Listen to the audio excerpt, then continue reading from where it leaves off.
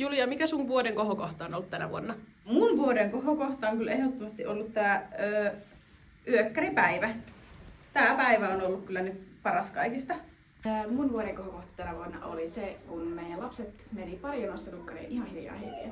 No se on kyllä ihanaa. Mikäs sun kohokohta on?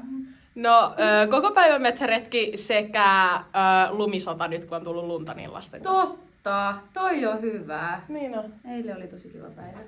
Mun tää vuoden kohokohta oli se, kun me oltiin siellä laavulla koko päivä retkellä.